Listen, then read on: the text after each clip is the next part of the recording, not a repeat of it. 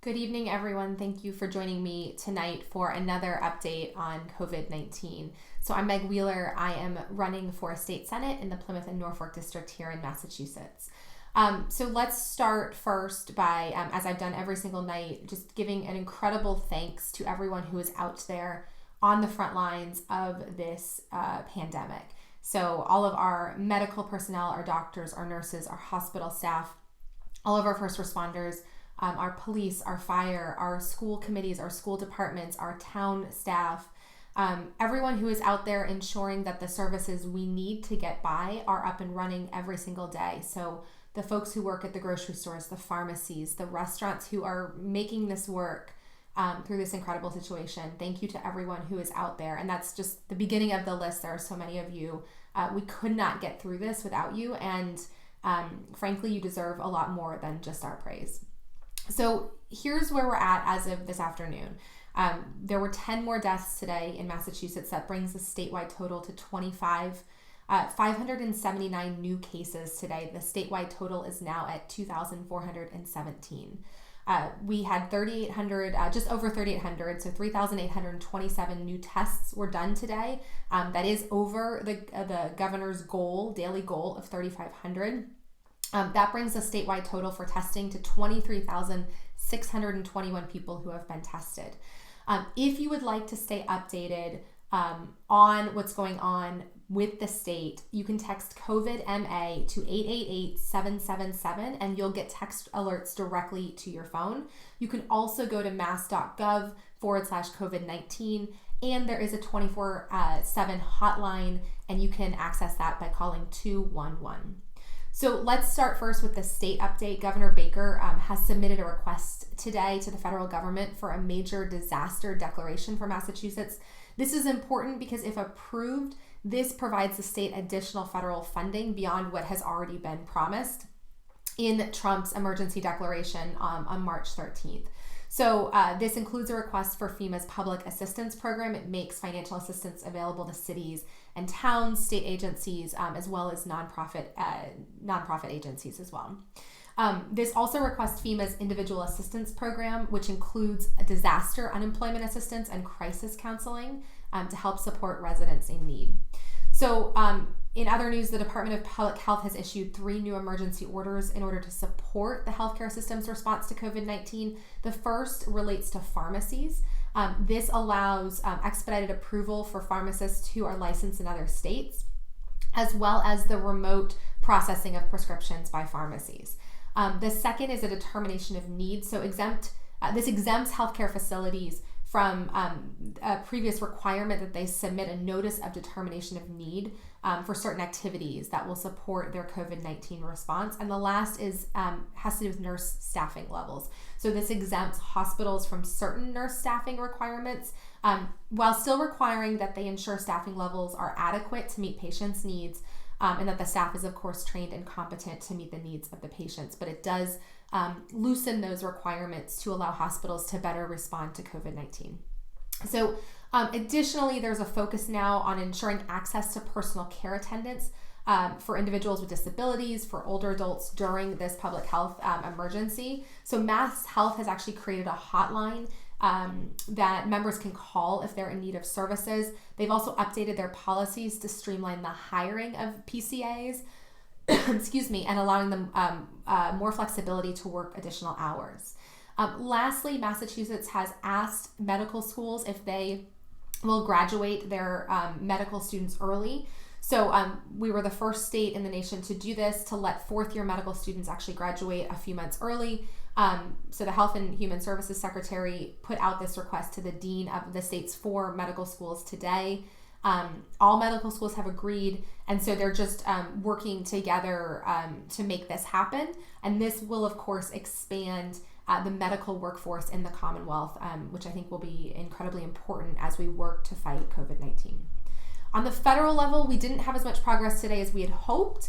However, in good news, the Senate did pass the $2 trillion plan to help Americans. And so they passed that very, very late last night, actually very early this morning, Thursday morning. It has now gone to the House. So Speaker Pelosi said today that it has strong bipartisan support. She feels very confident that it will pass. It should come up for a vote tomorrow in the House. Now, the House has been in recess for the past week. So one of the things that Speaker Pelosi was working on was how to have this vote happen without the need for everyone to come back. As you may have seen on the news, several representatives have either been tested for COVID-19, positively tested, or have symptoms and are concerned. And so there was this concern about bringing people back for this vote. So the vote will be considered on a voice vote tomorrow. And so that way those who cannot or do not want to come back and do this in person do not have to. Also, President Trump told the governors in a letter today that the administration is going to be setting new social distancing guidelines.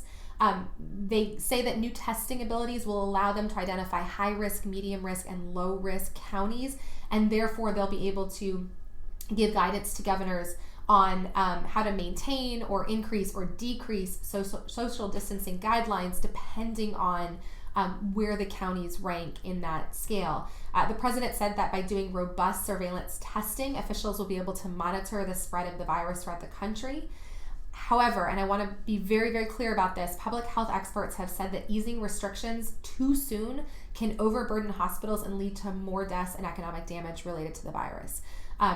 From very, very early on, we have been very, very vocal on this campaign about the call to Governor Baker to restrict, the ability to go and do regular things. During this time, I was very vocal about my support for a stay-at-home order, for a shelter-in-place order. I appreciate that the governor has finally put those measures into place. Candidly, I'm concerned that they have not gone far enough. I know that this is incredibly troubling for a lot of people. I know it's really hard to shut down your lives effectively, and I know that this isn't just people being stir crazy. This is people's lives and their livelihoods being affected by these shutdowns. I 100% get this. My own business has been affected. The businesses in my community have been affected. And so I am not insensitive to that. But I truly believe, because of the medical experts who have been very vocal about this, that if we do not take these extreme measures now, that we will be in this for so much longer. And the economic impacts, in addition to the physical and well-being impacts, will be so much larger than they needed to be. So I will continue to be very outspoken about my support of keeping a stay-at-home measure in place, perhaps tightening it if we need to, and even to the extent that it seems like things may be getting better, being very cautious about lifting restrictions, because I do not want to see our hospitals and our medical centers be overrun by this. I think we're already seeing this every single day. I've talked to a lot of nurses and a lot of doctors that I know, and they're overwhelmed. They're scared. They don't have enough supplies. They're exhausted. They've been working nonstop around the clock for the last few weeks, and it's not getting better yet. We're testing more and more, so we're learning of more and more cases, and we need to ensure that we have the abilities and the resources in place to handle those additional cases. So while I can understand the desire to provide some optimism and to be very focused on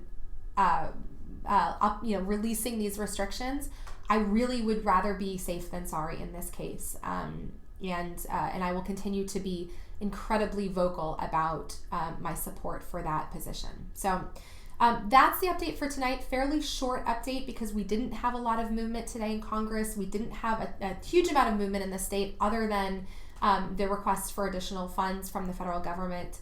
As always, I just encourage everyone to stay at home if you can, to take this time to be with your families, to stay healthy, to try to connect with the people around you that you can in safe ways. I encourage you to check on your loved ones, any elderly relatives or neighbors that you know of, anyone who's struggling with mental health challenges right now. This is an incredibly difficult time for anyone who deals with depression or anxiety on a regular basis. Please check in with them. Please know, if you are someone who's in that position, that the state is working to put more resources out there for you.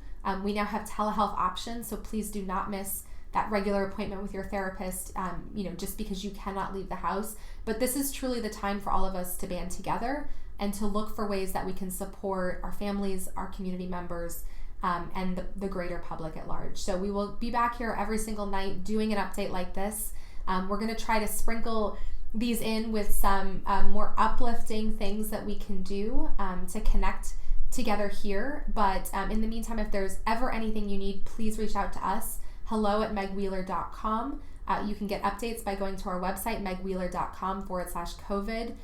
You can call us on the campaign phone, 781-724-3461, or you can find us all over social media.